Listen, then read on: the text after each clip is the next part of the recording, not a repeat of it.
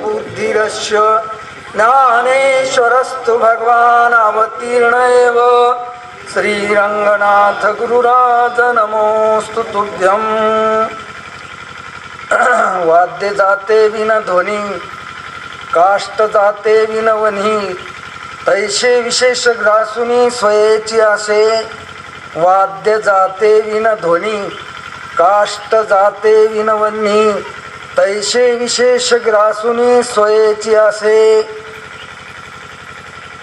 माऊली ज्ञानेश्वर महाराज चांगदेवाला उपदेश करीत असताना परमात्म्याचं स्वरूप कसं आहे, तुझं स्वरूप काय आहे, ब्रह्मस्वरूप काय आहे, याच्याबद्दलचं चिंतन आपल्याला सांगतात.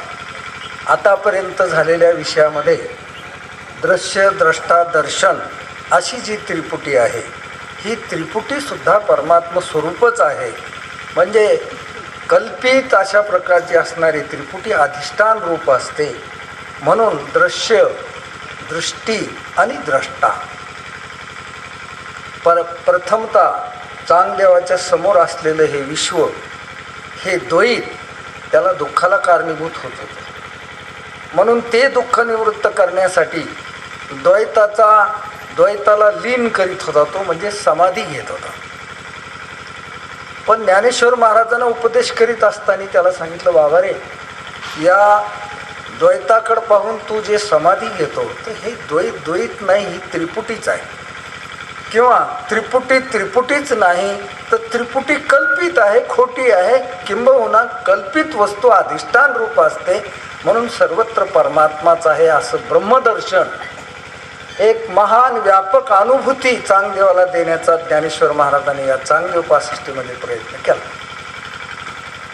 आता ते सांगत असताना ते म्हणले, परमात्मा जो तुला सांगायचा तो असा आहे, त्याचं स्वरूप मी तुला सांगतो. मागच्या वेळीत आपण पाहिलं की निहाळायला सांगितलं महाराजांनी. तुम्ही आपली आत्मवस्तू काय करा, निहाळा. निहाळा म्हणल्यावर तिचं स्वरूप आपल्याला लक्षात घ्यावं लागेल. आणि तिला निहाळायचं म्हटलं की आपल्याला द्वैताचा निराश अगोदर करावा लागेल, तरच तिला काय करता येईल, निहाळता येईल. नाही तर नसता कसं निहाळता येईल आपल्याला. तिला निहाळायचं झालं तर आपल्या पुढे असलेलं दृश्य, दृष्टी आणि द्रष्टा हे जे द्वैत आहे हे बाजूला सारावं लागेल अगोदर, आणि नंतर मग लक्षात येईल. जसं एखाद्या पाण्यावर शेवाळ आलं म्हणजे अगोदर हातानं काय करावं लागेल, ते शेवाळ सारावं लागेल. त्यावेळेला आपल्याला पाणी पिता येईल, पाण्याचं दर्शन होईल. किंवा चंद्रावर एखाद्या वेळेला ढग आले, असे खूप आभाळ भरून आलं, सूर्य असो की चंद्र असो, आपल्याला त्या ढगामुळं त्याची प्रतीती येत नाही. म्हणून वाऱ्यानं ते ढग जावे लागते. वारा आभाळाची फेडी वाचुनी सूर्यातने घडी, हाते बाबूळ झाडी तोय न करी. महाराज म्हणतात, वारा काय करतो, ढग घालितो. पण सूर्यदर्शन होण्याला उपयोगी पडतात. कशाला? सूर्य झाकलेला होता. कशानं झाकलेला होता तर ढगानं झाकलेला होता. मग ढगानं झाकलेला सूर्य आपल्याला त्याला प्रतीतीला आपल्याला त्याची स्पष्ट रूप दिसावं असं वाटत असेल तर ते ढग गेले पाहिजे. ढग गेले पाहिजे तर ढग घालविणारा वारा बी लागतो. वारा असला की ढग निघून जातात, आणि ढग निघून गेले की सूर्याचं स्पष्ट दर्शन आपल्याला जसं होतं. किंवा पाण्यावर आलेलं शेवाळ आहे, शेवाळ असल्यामुळं पाणी दिसत नाही आपल्याला, ते पाणी प्यायला घ्यायचं आहे आपल्याला, पण वरून शेवाळ असल्यामुळं त्या पाण्याचं दर्शनही होत नाही, ते पिता बी येत नाही. मग अगोदर काय करावं लागेल आपल्याला, आपल्या हातानंच ते शेवाळ सारावं लागेल. शेवाळ सारलं की पाण्याचं दर्शन बी होईल, आपली तहान बी वागेल, आपल्याला पाणी बी पिता येईल. पण आधी हाते बाबूळ झाडी तोय न करी. पाणी केलं आपण का पाणी होतं तिथे. सूर्य प्रकाशमान होताच बरं का, तो प्रकाशमान केला नाही, फक्त वाऱ्यानं ढग घालिले. तसं चिंतन केल्यानं, आत्मानात्म विवेक केल्यानं अनात्मा सरत असतो आणि आत्मा आपल्याला लक्षात येईल. उपाधी सरून जात असते आणि स्वरूप लक्षामध्ये येत असते. त्रिपुटी सरत असते आणि खाली आत्मा परमात्मा उरत असतो. तुझे खंडे उरला तो अवघारी, आपणा बाहेरी न लगे ठाव धुंडावा. महाराजांनी सांगितलं द्वैताचा निराश करायचा. अद्वैत आपलेलं स्वरूप, आपलं जे स्वरूप आहे ते निहाळल्या जात असतं आणि ते एकदा निहाळून घेतलं की तद्रूप आपल्याला होता येत असतं. या आत्मस्वरूपाहून बाकीच्या ज्या गोष्टी आहेत ना, ह्या सगळ्या आपल्याला निराश करता येत असतं. देहाचा निराश, इंद्रियाचा निराश, प्राणाचा निराश, मनबुद्धीचा निराश. देहाच्या निराशे माझी ऐशी काया, देहाच्या कोण्या? एकाच देहाच्या नाही, स्थूल देहाच्या, सूक्ष्म देहाच्या, कारण देहाच्या, तिन्ही देहाचा निराश करून देहाच्या निराशे पाविजे या ठाया. कोण्या ठायाला जायचं आपल्याला? कोण्या ठिकाणी जायचे? आपल्या आपल्या स्वरूप स्थितीवर अशा प्रकारचं जायचं. मग स्वरूप स्थितीवर जाण्यासाठी तीन देहाचं काय करावं लागेल आपल्याला? आता हे निराश कसा होईल? निराश करायचं का नाश करायचा आहे? नाश होतच नसतो. कल्पित वस्तूचा नाश होतच नसतो. कल्पित वस्तू फक्त अधिष्ठानाला काही काळ झाकीत असते. अधिष्ठानाला काही काळ ती काय करीत असते? झाकीत असते. आता वास्तविक झाकायला स्वयंप्रकाश आत्म्याला हे परप्रकाश असलेली किंवा कल्पित असलेली वस्तू झाकू बी शकत नाही. कारण ती कल्पित आहे वस्तू म्हणून दिसली, ती ज्याच्या प्रकाशाने दिसली तो झाकलेला. आता आपल्याला देह दिसला, समजा देह दिसला तर देहामुळे दिसला का? दिसला नाही का? मग कोणी म्हणेल इंद्रियामुळं दिसला. इंद्रियामुळं दिसला का असंही म्हणता येत नाही. उजेडत नसला तर इंद्रिय तरी काय पाहतील? मग कोणी म्हणलं उजेडामुळं दिसला का? उजेडामुळं दिसला असं जरी वाटत असलं तर उजेड जरी असला डोळात नसला तर काय काय दिसल हे सांगा. डोळा असावाच लागेल ना. आणि डोळाच असावं लागेल का डोळ्यात मन यावं लागेल? जर मनच नाही डोळ्यात आलं तर देह कसा दिसेल आपल्याला? बरं, मन डोळ्यात आलं तर त्या मनात ज्ञान आहे म्हणून आपल्याला त्याच्याद्वारे या देहाचं काय झालं? ज्ञान झालं. मग नुसतं मनच असतं समजा, त्याच्यात जर ज्ञान नसतं, आभास नसता, प्रतिबिंब नसतं, त्याच्यामध्ये चैतन्य जर प्रगट नसतं त्याच्यात, तर पुढचं ज्ञान देहाचं झालंच नसतं आपल्याला. ज्या अर्थी देहाचं ज्ञान झालंय मनात झालंय, पण मनाला न होता मनात जे काही आभास आहे त्या आभासाला अशा प्रकारचं काय झालंय? ज्ञान झालं. मग आभास ज्ञानरूप का जड रूप? आभास ज्ञानरूप, प्रकाश रूप का जड रूप आहे? ज्ञानरूप आहे, प्रकाश रूप आहे, स्वयंप्रकाश आहे. त्याला पाहण्याकरता मनाची गरज नाही, त्याला पाहण्याकरता इंद्रिय लागली नाही, त्याला पाहायला सूर्य लागला नाही, त्याला पाहायला देह बी सुद्धा पाहू शकला नाही. त्याला तो स्वतः स्वयंप्रकाशमान आहे. नवे नवे सगळ्या वस्तू त्याच्यामुळं दिसल्या.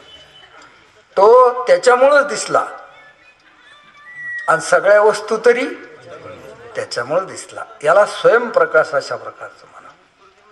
तेरी तर मेरी आणि मेरी बी मेरी. काय? तेरी तर तेरी नाही, तेरी भी मेरी आणि मेरी तर मेरी. माझं तर माझंच, पण तुझं सुद्धा म्हणायचं काम नाही, ते बी माझंच आहे. तसं हे दिसायला लागलं. ही चैतन्याची शोभा अशा प्रकारची. परमात्मा ज्ञानस्वरूप आहे, प्रकाश रूप आहे. आपलं आत्मस्वरूप प्रकाश रूप आहे. म्हणून या जड वस्तूचं प्रकाशन व्हायला लागलेलं आहे. म्हणून याचं प्रकाशन होण्याला कारण बी आपणच, आणि आपलं प्रकाशन होण्याला कारण बी काय? आपणच. अशा प्रकारचं अशी ही आत्मवस्तू निहाळायला सांगितली चांगदेवाला. चांगदेव म्हणजे एक मुमुक्षू आणि आपणही मुमुक्षू. आपल्याला सुद्धा निहाळायला सांगितली. नाही तर ही चांगदेव पासष्टी ऐकून ऐकून घरी गेल्याच्या नंतर तुम्ही असं ठरवताल की चांगदेवाला सांगितलं होतं. कोणाला? ज्ञानेश्वर महाराजांना सांगितलं आणि कोणाला सांगितलं? चांगदेवाला सांगितलं. आणि आम्ही तिथं हजर होतो. आम्ही हजर होतो. उपस्थिती लावली होती आम्ही तिथं, पण ते त्या दोघांचं चाललं होतं, कोणाकोणाचं, चांगदेवाचं आणि ज्ञानेश्वर महाराजाचं चाललेलं होतं ना, आम्ही ते ऐकत होतो बस. असं तिर्याईत होऊन राहतात, बाजूची उपस्थिती दाखवताल तिथं, तर यानं काही फायदा होणार नाही. आपल्याला हे सगळे ग्रंथ जे श्रवण करायचेत ना, हे आपल्याला लावून घ्यायसाठी करायचे. हे चांगदेवाला लागले होते, त्यानं लावून बी घेतले, तो कृतार्थ बी झाला, तो कृतार्थ झाला त्यालाही होता येतं. हा मुद्दा ध्यानात घेतला पाहिजे. हा मुद्दा जर ध्यानात घेतला तर आपल्यालाही कृतार्थ होता येतं म्हटल्याच्या नंतर माणूस आपल्या चिंतनात प्रगती करीत असतो, पुन्हा पुन्हा पुढे वाटचाल करीत असतो, थांबत नसतो, बसत नसतो, तिर्याईत होत नसतो. हे आपल्यासाठी आहे असं त्याच्या लक्षामध्ये येत असतं. जोपर्यंत आपण आपल्याशी हे लावून घेत नाहीत तोपर्यंत परमार्थात सांगितलेल्या युक्त्या, उपपत्त्या, काय जे सिद्धांत ते आपल्या उपयोगात होतच नाहीत. कारण कोणी म्हणेल बा ही गीता सांगितली, कोणाला सांगितली, भगवंतानं सांगितली आणि अर्जुनाला सांगितली. झालं विषय काय झाला, अर्जुनाचा आणि भगवंताचा संवाद झाला. श्रीकृष्ण अर्जुन संवादे. आपलं काहीच नाही त्याच्यामध्ये, आपण तिराईतच राहिलो समजा. आता हे चांगदेव 65 सांगितली, ज्ञानेश्वर महाराजांनी सांगितली, 65 वया सांगितल्या, चांगदेव कृतार्थ सुद्धा झाला. आपण ऐकून मोकळे झालो समजा. त्यांचा दोघांचा संवाद आपण काहीच लावून जर नाही घेतलं तर आपल्याला याचा काही उपयोग होत नाही. मग हे आपल्या पुढे जे मांडले हे बोधपत्र आहे. जसं चांगदेवाला बोध झाला, एक 65 वयाचं पत्र आहे, ज्ञानेश्वर महाराजांना स्वतःच्या अक्षरात लिहिलेले आणि ते चांगदेवाला पाठविलेले. त्याच्यामुळं चांगदेवाला काय झाला, बोध झाला. चांगदेवाला झाला आणि त्याच बोधाच्या द्वारे आपल्याला सुद्धा आपलं कल्याण करून घेता येतं. हे याच्यातून सिद्ध अशा प्रकारचं झालेलं आहे. म्हणून वस्तू निहाळायला सांगितली. ही वस्तू कोण आहे, तिचं काय स्वरूप आहे, स्वरूप लक्षण आणि तटस्थ लक्षण. लक्षणात असे 2 प्रकार सांगितलेले. आपल्याला लवकर परमात्मा लक्षात येत नाही म्हणून अगोदर त्याचं तटस्थ लक्षण सांगितलेलं असतं. तटस्थ लक्षण, तटस्थ लक्षण कधी असतं आणि कधी नसतं. नेहमीच असतं असं बी नाही आणि नसतं असं बी नाही. कारण आपण जग मान्य केलेले माणसं आहेत. आपण अगोदर काय केले, जग मान्य आहे आपल्याला, देवाचा अंदाज आहे, देवाबद्दल भावना आहे, देवाबद्दल एक कल्पना आहेत आपल्या, पण जग मान्य आहे आपल्याला. मग ज्याला ज्याला जग मान्य आहे त्या त्या माणसाला देवाचं तटस्थ लक्षण सांगत असताना साधू संतांनं सांगितलं की या जगाचं जे कारण आहे तो देव आहे. हा, जगाकुंजाची ओळख झाली तो तटस्थ लक्षणाचा देव आहे. इकडून ओळख झाली त्याची. आणि इकडून काऊन ओळख करून दिली, हा आपण चुकून आपण तिकून आहेत म्हणून त्याने तशी ओळख करून दिली. आपण जर देवाकोण असतो तर मग याची ओळख करून द्यायची काही हे सिद्धच नसतं झालं तर मग याची काय ओळख. आपण इकून आहेत, जगाकून आहेत, जगाकून आहेत म्हणून त्यांनी सांगितलं जग कार्य आहे, याचं जो कारण आहे तो कोण आहे, ईश्वर आहे, तो देव आहे. म्हणजे हे तटस्थ लक्षण अगोदर सांगितलं. तटस्थ हे ध्यान विटेवर असं बी सांगितलं. हे विटेवर उभं असलेलं पांडुरंगाचं जे स्वरूप आहे, देवाचं जे स्वरूप आहे, हे जगाचं कारण आहे. म्हणून चौवेदी जाण साई शास्त्री कारण 18 पुराणे हरीशी गाती. या जगाचं कारण असलेला जो हरी आहे तो हरी म्हणजे तटस्थ लक्षण सांगितलं तिथं. त्याचं वेदानं, शास्त्रानं, पुराणानं गायन केलेलं. कोण्या हरीचं, जो जगाला कारण आहे अशा हरीचं. म्हणून स्वरूप सांगत असताना देवाचं अगोदर तटस्थ लक्षण. आता हे जग कधी असेल कधी नसेल, काय कधी असेल कधी नसेल, नेहमीच असेल असा काही नियम असू शकत नाही. जागृतीत असेल तर स्वप्नात नसेल, स्वप्नात असेल तर सुषुप्तीत नसेल, मूर्छेत नसेल, समाधीत नसेल, बाद निश्चय झाला तरी ते राहत नाही, अशा प्रकारचं ते कधी असतं कधी नसतं. पण जेव्हा जेव्हा ते असतं तर त्याचं कारण असतं तो देव, असं लक्षात घ्यायचं. ते स्वतंत्र नाही. कार्यावरून कारणाची काय केली कल्पना अशा प्रकारची केली. मही, अंबू, तेज, मारुत, गगन, जगा, बीज रूपाची ओलपून महद मायेचे हा अनादि कारण आणि देवत्रयाशी मूळ अधिष्ठान. किंवा महाराजांनी सांगितलं जयापासून मही मंडळ हे झाले. कुठून कुठपर्यंत झालं? मही म्हणजे पृथ्वी, पाणी, अग्नी, वारा, आकाश हे 5 भूत ज्याच्यापासून निर्माण झाले तो देव. तो देव म्हणजे तटस्थ लक्षणाचा देव. आता हे 5 भूत कधी असतील कधी नसतील, मग म्हणले त्या देवाचं काय झालं? जेव्हा जेव्हा हे असते तेव्हा तेव्हा त्याचं कारण तो देव मानलेला असतो.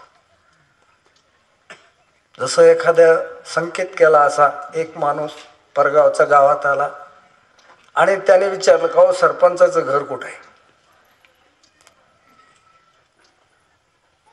दुसऱ्या एका गावातल्या माणसं सांगितलं कावळा बसलेलं घर सरपंचाचं आहे. त्या अंटिन्यावर जो कावळा बसलेला आहे म्हणले ते घर कोणाचं आहे? सरपंच. असं लांबून दाखवून दिलं त्यानं. तो कशाला नेऊन घालील तिथं? त्यानं लांबूनच दाखवून दिलं. लांबून दाखवून दिलं. हा माणूस तिथं पोहोचीपर्यंत कावळा राहिला नाही. कावळा काय नेहमीच असतो काय? गेला उडून तो. पण ओळख काय झाली? त्या अंटिन्याची ओळख झाली, त्या घराची ओळख झाली, त्या कावळ्यावरून कशाची ओळख झाली? तसं कोणता देव? या जगाला कारण असलेला देव. आता हे जग कधी असेल कधी नसेल, पण त्या घराची मात्र ओळख झाली. तसं त्या तटस्थ लक्षणाच्या देवाची आपल्याला प्रथमता ओळख झाली. कारण आपण जगाकडून पाहणारे माणसं आहे. आपल्याला अगोदर जग मान्य आहे, म्हणून या जगाचं कारण तुम्हाला जगावून उठवायचे. कशावर? ज्याच्यात तुम्ही बसलेले आहेत मांड्या घालून, अगदी कंबर बांधून, अगदी मन लावून, ज्याच्यात आपण अगदी बसलो मुठमोगरी घेऊन बसल्यासारखे, तिथून उठवायचे तुम्हाला. तिथून उठवायचं तर मग जगत कारण देव आहे. आता जग जर राहिलंच नाही म्हटलं तर त्याला कारण म्हणायचं बी. मग स्वरूप लक्षणाचा देव. मग काय त्याचं स्वरूप? मग कुठं कुठं सांगितलं सत्य ज्ञानानंत गगनाचे नाही रूप वर्ण, किंवा आयुष्याच्या साधने सच्चिदानंद एवढा अधिकार नारायणे मनुष्य देहीचे ज्ञाने सच्चिदानंद पद दास विठोबाचे. सच्चिदानंद पद हे त्याचं स्वरूप लक्षण अशा प्रकारचं आहे. मग आता वस्तू निहाळायची आपल्याला. चांगदेवाच्या उपदेशाप्रमाणे जर पाहिलं तर आपल्याला सगळ्याला काय निहाळायला सांगितलं? आता देह सहज दिसायला आपल्याला, इंद्रिय ज्याला ज्याला असतील त्याला देह दिसतो, आहे का नाही? मग देह दिसतो इंद्रियाच्या द्वारे दिसतो. कुठं दिसतो? तर अंतःकरणात दिसतो. काय? कुठं दिसला? कोण? देह दिसला. कशाने दिसला? काय दिसतं? कशाने दिसतं? कुठं दिसतं? कोणाला दिसतं? अशा ह्या 4 गोष्टी. दिसतं का नाही दिसत याच्यात वाद नाही कोणाचा. दिसतं. कुठं दिसतं? अंतःकरणात दिसतं. कशाने दिसतं? इंद्रियात दिसतं. कोणाला दिसतं? मग ज्याला दिसतं हे तो निहाळायचा आहे आपल्याला. देहाल देह दिसला का? देहाल देह दिसला का? आपल्याला दिसला का नाही? हे पक्क आहे का याच्यात काही डळमळीत आहे अजून? आपल्याला देह दिसला याच्यात काही संशय आहे का आपल्याला? नाही. बरं देहानं देह दिसला का? नाही. कशानं दिसला? इंद्रियानं दिसला. आलं का लक्षात? बरं इंद्रियानं दिसला तर इंद्रियानं दिसला का इंद्रियाच्या द्वारे दिसला का इंद्रियाला दिसला? इंद्रियाच्या द्वारे दिसला. पर इंद्रियाच्या द्वारे दिसला तर इंद्रियाला दिसला का देहाला दिसला का अंतकरणात दिसला? मग अंतकरणाला दिसला का? दिसलाच नाही का? दिसला. मग तो पाहणारा जो आहे देहाला, त्याला निहाळायचं आहे आपल्याला. ते स्वरूप आपलं आपल्याला लक्षात घ्यायचं. ते रूप पाहिजे आपुले आपणच इदंतेशी वाळले, मी पणे विन डहारले. आणि ते रूप पाहिजे आपले आपणच स्वरूप पाहायचं. जसं देह वेगळा म्हणून पाहिला तसं आपलं वेगळं स्वरूप म्हणून पाहायचं नाही. पाहता बी येत नाही आणि पाहण्याचा खटाटोप बी करू नये. हो, म्हणजे मग आहेच कशाहून? जर ते दिसत नसेल, जर पाहता येत नसेल तर आहेच कशाहून? त्याच्यामुळं माऊलीने इथं दृष्टांत दिला एक चांगदेवाला सांगत असताना, वाद्य जाते विन ध्वनी. आपण वाद्य वाजविले समजा, मग त्याच्यातून ध्वनी निर्माण होतो. काय वाजविले की? मग वाद्य वाजविल्यावर ध्वनी निर्माण होतो हे सगळ्याला माहिती. पण नाही वाजविले तरी बी ध्वनी असतो म्हणून निर्माण होतो का नसतो म्हणून निर्माण होतो?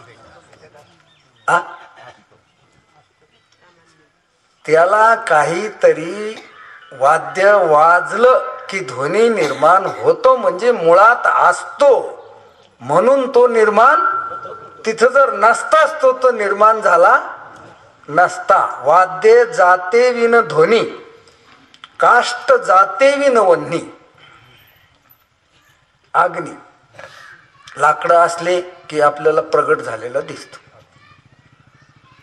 बरं, लाकडं असले की प्रगट झालेलं दिसतो, पण लाकडं नसले बरं का, किंवा लाकडं आहेत पण प्रगट झालेला अग्नी नाही, मग त्या लाकडात सामान्य अग्नी आहे का नाही?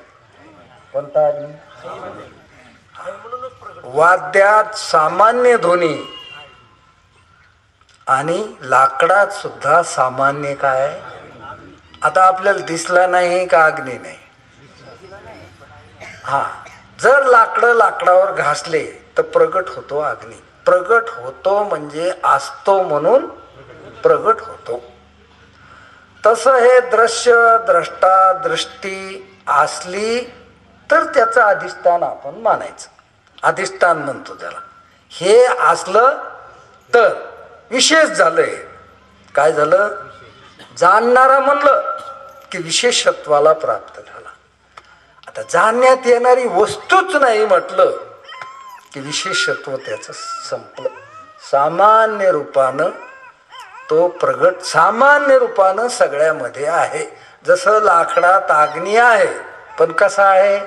सामान्य आहे. वाद्यामध्ये ध्वनी आहे पण कसा आहे? म्हणजे आहे कशावरून? वाजविल्यावर प्रगट होतो म्हणून. लाकडात अग्नी आहे कशावरून? प्रगट होतो. घर्षण केलं की काय होतो? तसं शरीरात आत्मा आहे कशावरून? कशावरून? शरीर कळतं म्हणून. काय कळतं म्हणून? शरीर म्हणजे दृश्य कळालं. दृष्टी, द्रष्टा हे त्रिपुटी ज्यावेळेस पुढे येते आणि ती आपल्याला कळते, त्याचा अर्थ ती पुढं असली तरी तो आहे, कारण त्याच्याशिवाय तिचं ज्ञान नाही. आणि ती कल्पित ठरली नाही जरी ठरली तरी तो अशा प्रकारचा आहे. म्हणून दृष्टांतानं सांगितलं महाराजानं, बाह्य समूह असला वाद्याचा, समजा तबला आहे, पेटी हे, अमुक हे, आणि मग त्याच्यातून ध्वनी निघतो. वाजविलं की काय निघतो? त्याच्यातून ध्वनी निघतो. पण त्याच्यातून ध्वनी निघाला म्हणजे त्याच्यात होता म्हणूनच निघाला. लाकडात अग्नी होता म्हणूनच घर्षण झाल्याबरोबर काय झालं? प्रगट अशा प्रकारचा झाला. तसं या सर्व विश्वामध्ये आत्मा आहेत पण सामान्य रूपानं आहे. कोणत्या रूपानं? आणि तो विषय झाला. काय झाला? जसं विशेष अग्नी झाला की लाकडं ठेवीतच नाही, तो जाळून टाकतो का काय करतो. तसं दृश्य द्रष्टा दर्शन हे संपूर्ण विश्व आहे. आणि हे विश्व विश्वामुळे नाही, ज्याच्यामुळे याचं ज्ञान होतं. कोणामुळं कोणाचं ज्ञान? आत्मस्वरूपामुळं या विश्वाचं आपल्याला काय व्हायला लागलंय? ज्ञान व्हायला, म्हणजे कळायलंय विश्व. तर विश्वाचं कळणं का आत्म्याचं कळणं? विश्वाचं ज्ञान का आत्म्याचं ज्ञान? हा, मग आत्म्याचं ज्ञान आहे म्हणून आपल्याला उजेडात आली. काय काय उजेडात आली? त्रिपुटी, दृश्य द्रष्टा आणि दर्शन. आणि ही त्रिपुटी खरी ठरली नाही. दृश्य नसेल तर दृष्टी नाही, दृष्टी दृश्य नसेल तर द्रष्टत्व सुद्धा नाही. असं चिन्मात्र असलेलं, आवाच्य असलेलं असं आत्मस्वरूप अशा प्रकारचं आहे. जसं वाद्य न वाजित्वा ध्वनी आहे, न वाजलं तरी काय आहे? सामान्य ध्वनी आहे. प्रगट जरी नाही झाला अग्नी तरी सामान्य रूपानं लाकडात जसं आहे तसं प्रगट जरी नाही झाला देव, बरं का, तरी बी सामान्य रूपानं काय आहे? वस्तू आहे. आणि कसं आहे म्हणले? त्याला नाम नाही, रूप नाही. देवा नाही रूप, देवा नाही आणि देवा नाही गाव. मग हे नाम रूप कोणाला आलं म्हणले? हे सगळं नाम रूप संबंधू, जाती क्रिया भेदू, हा आकाराशीच प्रवादू, वस्तूशी नाही. ही अशी वस्तूने आळावं लागत असते. वस्तूला नाम नाही, वस्तूला काय नाही, रूप सुद्धा नाही. ते कीर अनामा जाती,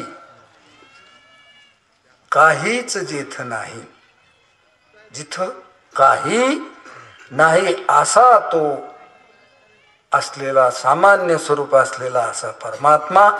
त्याचं चांगदेवा आपल्याला दर्शन झालं पाहिजे. जे म्हणता नये काही, कसा म्हणा देव? सत म्हणावं का असत म्हणावं? सत हा शब्द तरी असताची व्यावृत्ती. कशाच्या?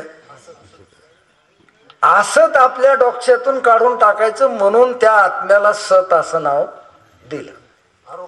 असोताची व्यावृत्ती सत म्हणू आली श्रुती, किंवा जडाचे व्यावृत्ती चित म्हणू आली श्रुती, किंवा दुःखाच्या व्यावृत्ती करता आनंद म्हणू आली श्रुती. वास्तविक सत चित आनंद हे त्याचं नाव नाही, पण आपल्याला कळायसाठी म्हणून त्या शब्दाची योजना केली आणि म्हणून त्याला सचित आनंद असं काय दिलेले? नाव दिलं, शब्द दिले. वास्तविक महाराज इथं चांगदेवाला सांगतात, जे म्हणता नये काय, जाणो नये कैशेही, असतची आशे पायी असणे जाया. बस. कसं जाणावं त्याला? कसे बोटाने दाखव तुला घे अनुभव श्री गुरुच्या मुला. बोटानं दाखवता येण्यासारखी गोष्ट नाही आणि दाखविण्याची गरज बी नाही अशा प्रकारची. त्या स्वरूपाच्या ठिकाणी असं हे नाही केलं तर जाणतेपणाच हरपून जातो. जाणो जाता गेलो जाणायला आपण, जाणीव नेणीव भगवंती नाही, हरिउच्चारणी पाही मोक्ष सता. जाणीव का नेणीव? नेणीव जिथं नाही तिथं जाणीव बी म्हणायचं काय पडत नाही, काम पडत नाही. म्हणून नेहाळायचं सांगितलं आता आहे. वस्तूची जाणो जाता जाणण्याची वस्तू तत्वता. हा, काहीच उरे जाणतेपणा उरत नाही, जाणणं उरत नाही, काहीच उरत नाही. जे जाणणे याचे की ठाई नेणणे कीर नाही. आत्मस्वरूप आपण म्हणून जाणणार आहे.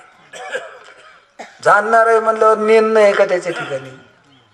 अज्ञान नाही, परी जाणणे म्हणून या जाणणे कायचे. असं आपण म्हणतो ना, जाणणे नवीन उरले जाणते जे जाणतेपणा वाचून जे उरलं. आता ज्या वेळेस दुईत असतं, एक जाणण्यात आलं, एक जाणणार आहे, असा विचार करतो आपण. कारण तसा विचार केल्याशिवाय, आपल्याला असा विवेक केल्याशिवाय आपण त्या परमात्म स्वरूपापर्यंत पोहोचणं अवघड होतं. म्हणून आत्मानात्म विवेक करीत असताना देवानं सुद्धा सांगितलं ना भगवद्गीतेत, क्षेत्र आणि क्षेत्रज्ञाते. आणि दोन्ही वेगवेगळे, त्याचे लक्षण वेगळे सांगितले. क्षेत्र क्षेत्रज्ञ, क्षेत्र जाणण्यात आलं, कशात आलं ते क्षेत्र.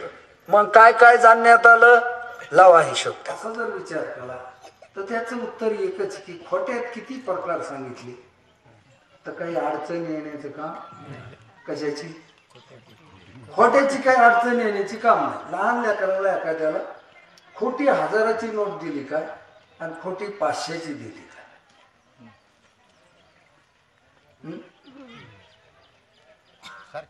काहीच नाही, सारखेच. कागद त्याला दुसरा हातात आहेत काय, त्याच्यात त्याचं काहीच मूल्य नाही. जसं आता 500च्या 1000च्या नोटाचं काय काहीच मूल्य. लहान लेकराच्या हातात दिल्या आता आता त्याला पण वाटत 500ची दिली 1000ची दिली, पण ती काहीच नाही दिली, ती काहीच नाही. तसं खोट्यामध्ये 5चं झालं काय, 25चं झालं काय, 3चं झालं काय. कोणी म्हणलं 2च क्षेत्र, प्रकृती पुरुष आहे बरं, 2 तितके भरते. कोणी म्हणलं 3 आहे, चला मग त्रिपुटी तर त्रिपुटी, 5 तर 5, पंचभूताचा गोंधळ, चला 5, 25 तत्व तर 25, 1 3 5 मेळा. आणि मग त्याच्या पुढे सांगितलं 36 तत्वाचा मूळ आहे. त्याच्या पुढे पंचीकरण सांगितलं 82 तत्वाचा मूळ आहे. किती तत्वाचा. आता हे तत्व कमी झाले काय जास्त झाले, हो ते जास्त झाले तरी तत्व आहेत खोटे येतात बरोबर, पण ते जाणण्यात आले. कशात आले, जाणणारा एक आहे. कसं आहे, आणि मग तो क्षेत्रज्ञ आहे आणि हे क्षेत्र आहे. अशी निवडानिवड केली. क्षेत्र आणि क्षेत्रज्ञ ते जाणणे जे निवृत्ते, ज्ञान ऐशे तयाते, तरी क्षेत्रज्ञ जो येथे तो मीच जाण. हा सिद्धांत वारकऱ्याचा देव येथे आहे. क्षेत्रज्ञ जो येथे तो मीच. हा येथे बी आहे पण इथं शरीर बी, इथं इंद्रिय, इथं प्राण बी, इथं मन बी, पण तो नाही. याला सोडून तो मीच असे, असा क्षेत्र क्षेत्रज्ञाचा विवेक.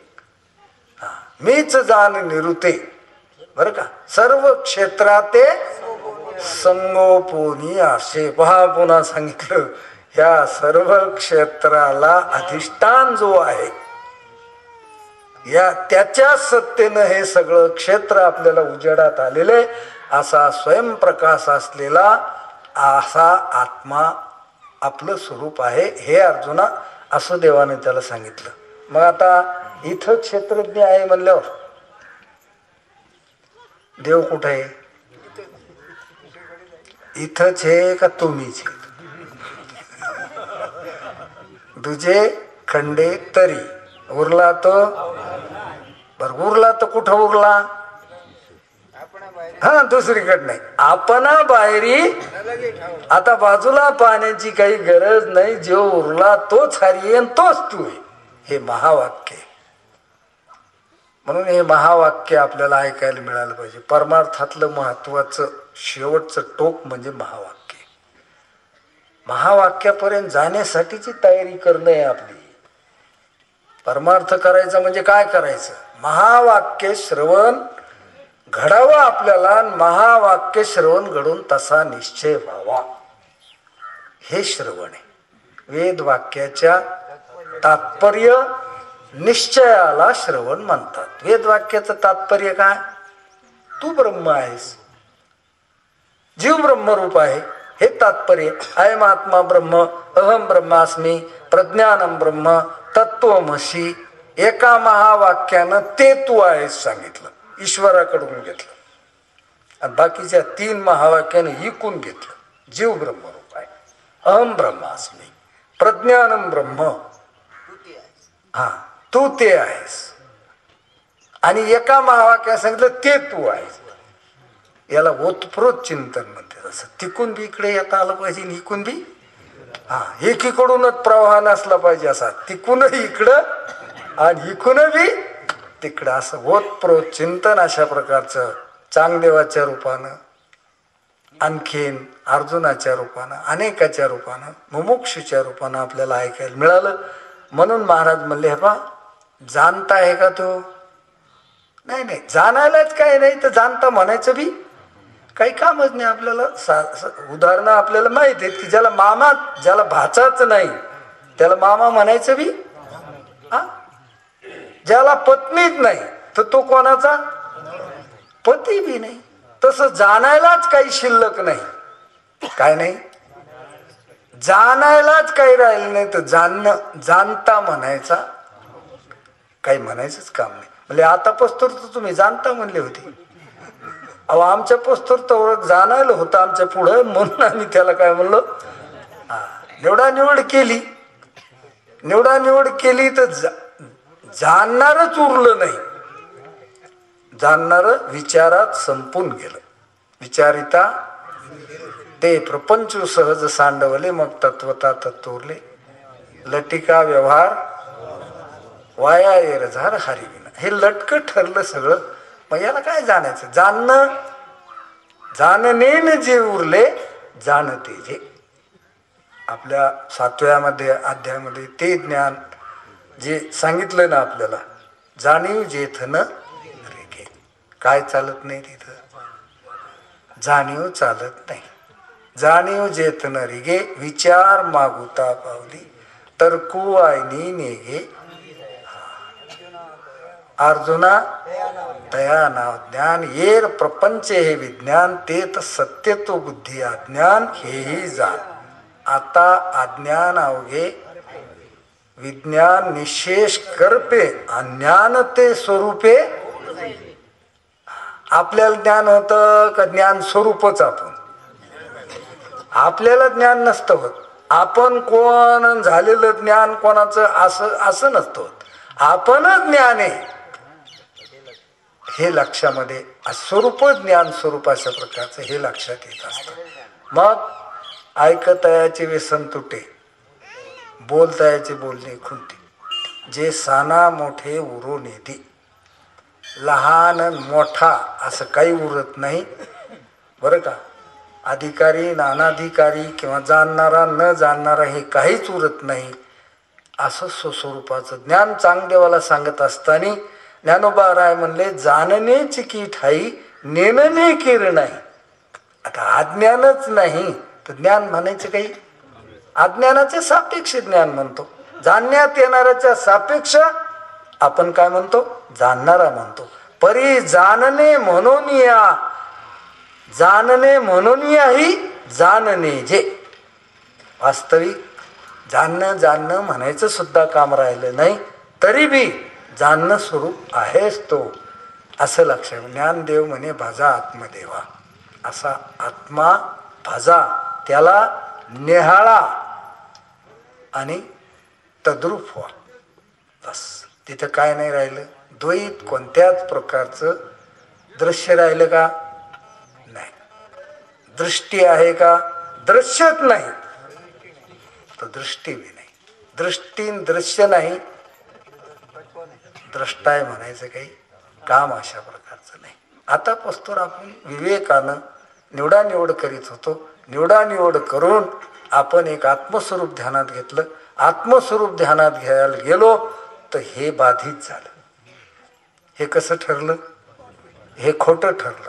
पाहत या विचारानं काय केलं? आपल्याला देवापस्तोर नेऊन घातलं आणि विचार संपून गेला. काय गेला? विचार संपून गेला. तो असा कायम राहिला नाही. किंचित बी फुनफुन नाही राहिली, मग काहीच नाही राहिलं. विचार विचार संपून गेला. विचाराशिवाय जग संपलं नाही. जग संपलं विचारानं संपलं, पण पुढं विचारही करायचं काम राहिलं नाही. म्हणून जाणणेनं जे उरले जाणते, जे जाणतेपणा सुद्धा टाकावा लागतो. अशी स्वरूप स्थिती चांगदेवाला सांगत असताना महाराज म्हणले, हे आपलं स्वरूप आहे, ते वस्तू न्याळ या लागी मौनेची बोली जे. आता कसं बोलावं? दास गुरुजी सांगत होते, देव म्हणलं की बोलू देत नाही आणि बोलत बी नाही. त्याचं नाव काय? बोललं की देव नाही. काय नाही? बोललं, बोलणं बी आणि बोलू बी देईना. बस तेव बोलत नाही आणि कोणी बोलायला गेलं तर त्याच्याबद्दल ते बोलू देत नाही. वाणीचा विषयच नाही. परा पश्यंती मध्यमा वैखरी चारी वाण्या खुंटल्या वेदचारी बोल बोलाची सच्चिदानंद म्हणणे गेले काहीच म्हणता येत नाही. आता हे सगळं म्हणणं अलीकडच हे सगळं आहे. वाण्या अलीकड्यात, चार देहे अलीकडे, सगळा व्यवहार अलीकडात आणि अलीकड्यात खोट्याचं जमतं. एकूण एखादा समजा त्याचे नाते एकूण कशी जमतेल का नाही जमते. पारमार्थिक सत्तेतल्या परमात्म्याशी आत्म्याशी व्यावहारिक किंवा प्रातिभाषिक सत्तेतल्या पदार्थाचा संबंध होणं शक्यच नाही. आमची दृष्टी सृष्टीच नाही. वा काय म्हणतात माऊली, आमची दृष्टी सृष्टीच नाही तर जाणतेपणा कशाचा, ज्ञान कशाचं आणि सच्चिदानंद म्हणणे आमच्या दृष्टीत सृष्टीच नाही. अशी दृष्टी आपल्याला प्राप्त होत असते चांगदेवपासष्टी ऐकत असताना. आणि ही दृष्टी प्राप्त झाली आपल्याला की ती नुसती वस्तू निहाळायची, बाकी काही अशा प्रकारचं शिल्लक राहत नाही. द्वैत संपलं. दुजे खंडे तरी दुजे राहिलंच नाही. द्वैताची झाडून गेलं. द्वैत कसं गेलं? झाडून गेलं. एरवी द्वैत जातं महाराज, पण झाडून जात नाही. जात कधी मध्ये जात. ते झोप लागली तुम्हाला, झोप लागली की हे दिसणार द्वैत झाडून गेलं का? हा कार्य द्वैत गेलं, पण कारण द्वैत मग झाडून नाही गेलं. हा तसं हे मूर्छेत द्वैत जात पण झाडून नाही गेलं. समाधीत बी द्वैत जात होतं चांगदेवाच्या, पण झाडून गेलं नव्हतं. उत्थान पावलं की कचरा होताच कावडाच्या मागून, असा पुंजा होताच. म्हणून महाराजाला सांगायचं की द्वैताची झाडून, अशा प्रकारचं द्वैताची झाडणी गुरुविने ज्ञान त्या कैचे कीर्तन.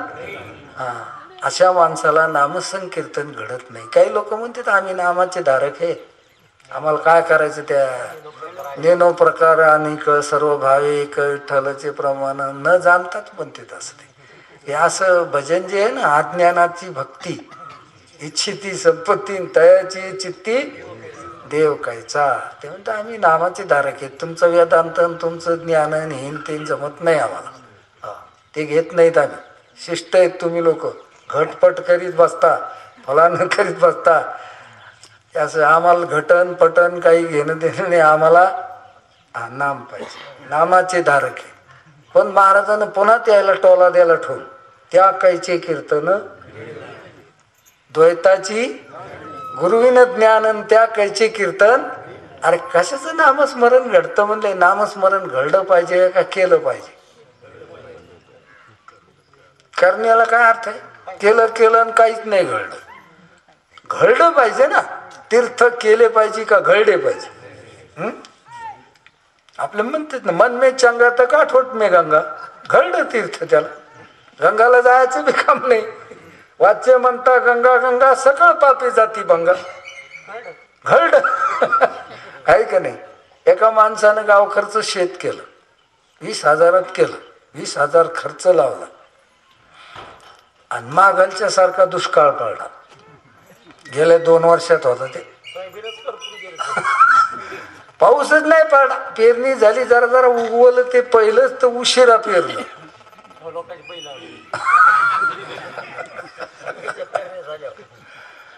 तर 20,000 केलं ठोक्यानं. 20,000 खर्च केला, 40,000 लावले आणि 10,000 बी नाही निघले त्याच्यात. वाळून गेलं, करपून गेलं, काहीच नाही निघलं. मग आता केलं नाही का घडलं नाही? केलं पण तसं परमार्थ केला म्हणले आम्ही. केल्याला काही महत्व नाही. त्या कैचे कीर्तन घडे नामी. नामसंकीर्तन त्याला घडत नाही. म्हणून द्वैताची झाडणी. मग काय करा? या लागी मौनेची बोली. जे कसं बोलायचं? एक दृष्टांत दिलाय माऊलीनं ज्ञानेश्वरीमध्ये. एक नवीन लग्न झालेली मुलगी, ती सासर घरी नांदली आणि दिवाळीला आपल्या बापाच्या घरी गेली, माहेरी गेली. माहेरी गेल्याच्या नंतर पहिलीच दिवाळी असल्यामुळं सासऱ्यानं सांगितलं त्या जावायला, जावाई ह्या म्हणले, पहिलीच दिवाळी, कपडे लत्ते काहीतरी तुम्हाला करायचंय, गोड धोड खाऊ घालायचंय. म्हणून यानं आपली इंडिका काढली अशी कार आणि 2-3 मित्र घेतले सगळं. आता सासरा म्हणजे श्रीमंत होता आणि आमंत्रण बी दिलं त्याने, या म्हणून तुम्ही आता पहिलीच दिवाळी साजरी करायची म्हणून. म्हणून याला वाटलं मी एकटा काय जाऊ, म्हणून 2-3 मित्र घेतले याला संग. गेले तिथं गेल्याच्या नंतर बैठकीत बसले. हे झाले. बैठकीत बसल्यावर काही त्या मुलीच्या सोबतीने होत्या आणि एक खिडकी होती अशी बैठकीला. त्या मुलीच्या सोबतीनीला अशी उत्सुकता होती की हिचा नवरा कोणता आहे. आता ते 4 जण बसलेले होते तिथं. आता या पोरीला अशी चुटपुट लागलेली की तिचा नवरा कोणता. ते सगळे तरुण माणसं, लग्नात काही एवढं ध्यानात आलेलं नव्हतं. त्या नांदायला गेल्या, ही नांदायला गेलेली होती आणि दिवाळीला त्या बी आल्या आणि ह्या बी आल्या. आणि मग त्याची ते खिडकीच्या आतून चालली चर्चा, नवरा कोणता आहे. ती कशाला बोलती? नवरा असा सांगणं म्हणजे तसं नसतं बाईचं काम.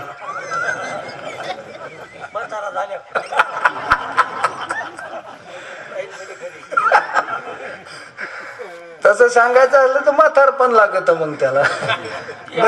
नाहीतर पण न बोलताच सांगावं लागत असत.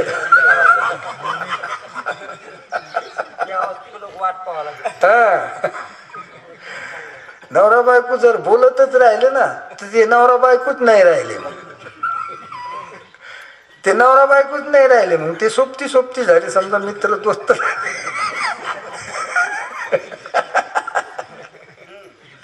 न बोलता त्याचा सगळा संवाद असला पाहिजे. न बोलता तर ते म्हणते कोणानं सांगायचं असतं. समजा पाहुणा आला जेवायला आणि नवरा बी बसलेला आहे, बाई वाढायला असली समजा, ती पाहुण्याला घ्या म्हणते, नवऱ्याला म्हणतच नाही, मौनातच सांगते त्याला ती सगळं. कारण तिला माहित असतं याचं रोजचं जेवण 1.5 पोळीच्या वर खात नाही, म्हणून याला घ्या म्हणायचं कामच नाही. पाहुण्याचं जेवण माहित नसतं तिला, त्याच्यामुळं ती परत आली की पुन्हा म्हणते घ्या ना चतकोर, घ्या ना चतकोर, घ्या ना थोडी, घ्या ना एक कुटका, असं काहीतरी त्याला मन ते आग्रह करते. नवऱ्याला आग्रह करायचं कामच नाही, कारण त्याचं जेवण हिला स्पष्ट माहीत अशा प्रकारे. म्हणून त्याला न बोलता सगळा व्यवहार होत असतो. खुणाखुणानच चालत असतं ते. कशानं? नवरा बायकोचं खुणाखुणानच चालत असतं. आणि बोलून चालून चालत असलं ना तर नवरा बायकोच नाहीत, ते मित्र झाले. म्हणून ते एकोणाकाला नावानं हाक मारीत असते. आताच्या पोरी नवऱ्याला बी नावानंच हाक मारतात, यानं रंगराव आणि तेव्हा म्हणत तू सुमनताई यानं पहा. हे नवरा बायकोचं नातं राहिलं नाही, मित्र दोस्ताचं नातं झालं ते, बरं का. मग त्या मुली विचारू लागल्या तिला, तुझा नवरा कोणता, तुझा. ती मुकाट्यात बसली, काहीच बोलली नाही. मग मग एका पोरीने विचारलं ते टोपीवाला आहे का? तिनं फक्त बोललीच नाही, बोललीच नाही, काहीच बोलली नाही. मग तिनं ओळखून घेतलं टोपीवाला नाही दिसत. मग ते बालवाला आहे का? ते बालवाला बी नाही. मग ते रुमालवाला आहे का? ते रुमालवाला बी नाही म्हणले. मग ते उपरण्यावाला आहे का? उपरण्या आता जो राहिला होता खाली, उपरण्यावाला नाही, टोपीवाला बी नाही, बालवाला बी नाही, तिन्ही वगळले. आणि उरला तो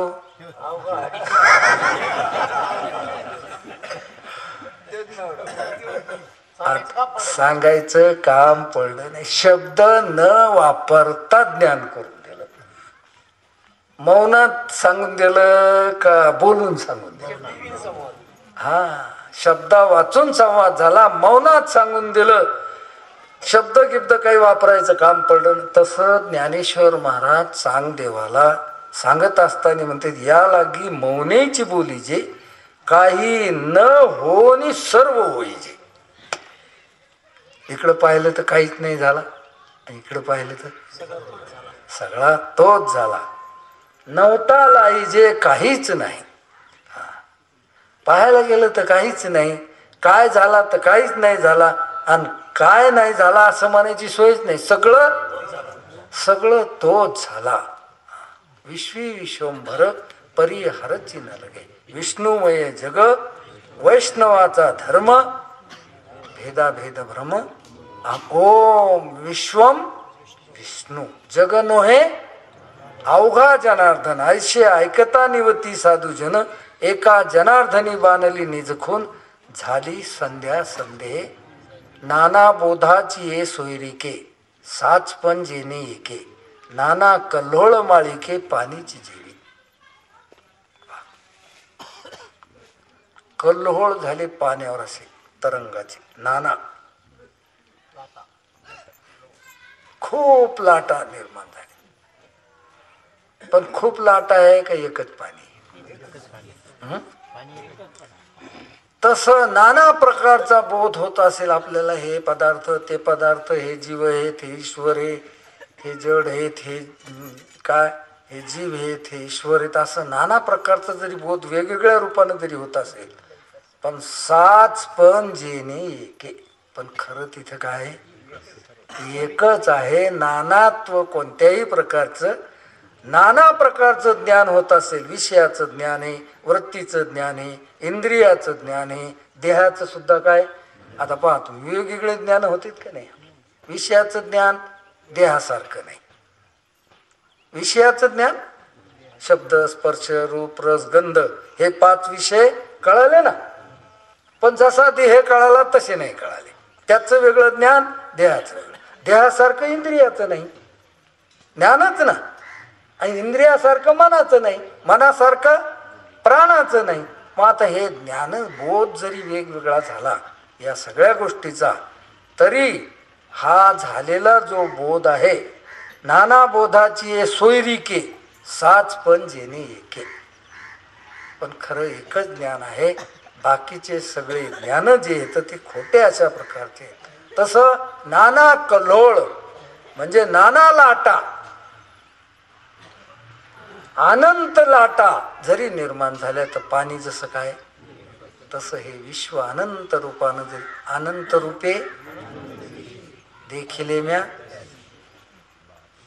बाप रखमा देवरूप होऊन.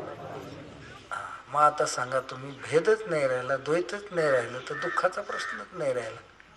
मग आता हे जीवनमुक्तीचं जीवन आहे.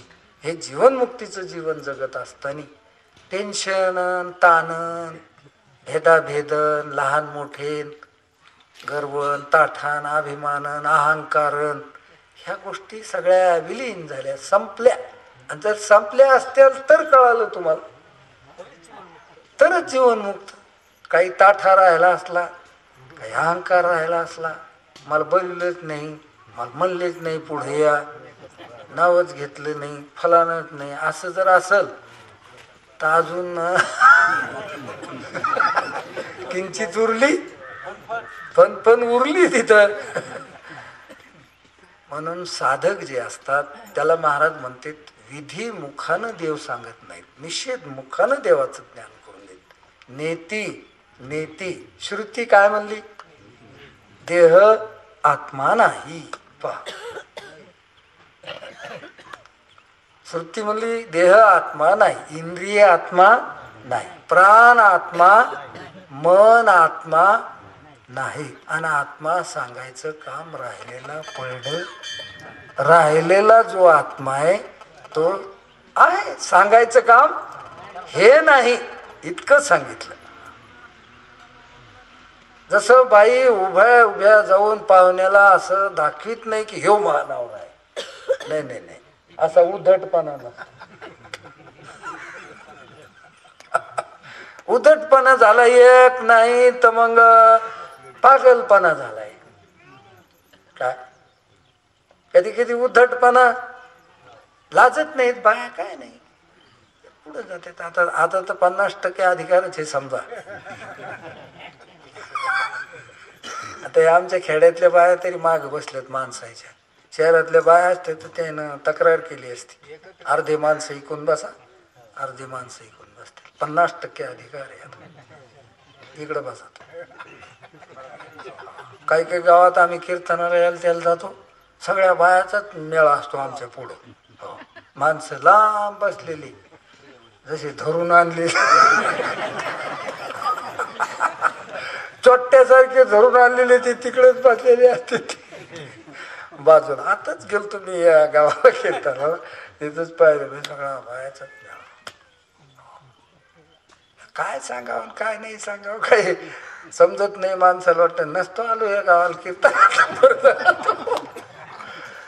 पण काय काही कीर्तन करायला पैशामुळे काय वाटत नाही, त्याला पैसे लय मोठे मिळते. काही ना का सांगणं होत नाही, काही का सांगणं होत नाही. वास्तविक आता आपल्याला आपल्याशी संवाद करणारे माणसं सापडले म्हणजे आनंद होतो आपल्याला. पैसे असल्याचा प्रश्न गहू नये, पण आपल्याशी 2 तास चर्चा करीत असताना आनंद झाला, हे काही पैशात मोजण्यासारखा नसतो. पैसा हा गहू नाही, लागत नाही, अशातला भाग नाही, जायला लागतो. पण जो आनंद झाला तो काही विशेष अशा प्रकारचा आहे. आता इथं चर्चा करीत असताना आनंदच झाला नाही. आम्ही काय बोललो ते तुम्हाला कळालं नाही, आणि तुम्हाला काय पाहिजे होतं ते आम्हाला सांगता आलं नाही.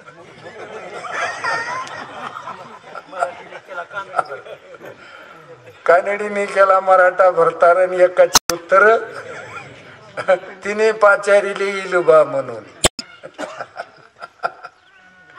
आता कोणाचा मेळ कोणाला जर नाही लागला समजा तर काय आनंद होत नाही. त्या संवाद म्हणता येत नाही, तो विसंवाद अशा प्रकारचा झाला. म्हणून परमात्मा सांगत असताना माऊली चांगदेवाला सांगायले, बाबा अनेक प्रकारचं ज्ञान झाल्यासारखं वाटत असं तुला, देहाचं वेगळं, इंद्रियाचं वेगळं, प्राणाचं वेगळं, शरीराचं वेगळं, या विषयाचं वेगळं, असे बोध जरी वेगवेगळे वाटत असले आणि या बोधाबोधाची एकमेकाची सोयरीक जरी जमत असली तरी साच पण जेणे एके, पण त्याचं एकत्व मात्र बिघडत नाही. नाना कल्होळ माळिके पाणी जेवी, जे देखते देखते विन एकले देखते पण सो आपण आपण आपणच. आपल्याला आपणच आपणच, बस, दुसरं द्वैत कोणत्याही प्रकारचं नाही. असं अद्वैत चिंतन ज्ञानोबारायांनी चांगदेवाला सांगितलं. राहिलेला विषय आता दुपारी पोहता. पुंडली गवरली श्री ज्ञानदेव तुकाराम विठाला विठाला विठाला विठाला पुंडली गवरला.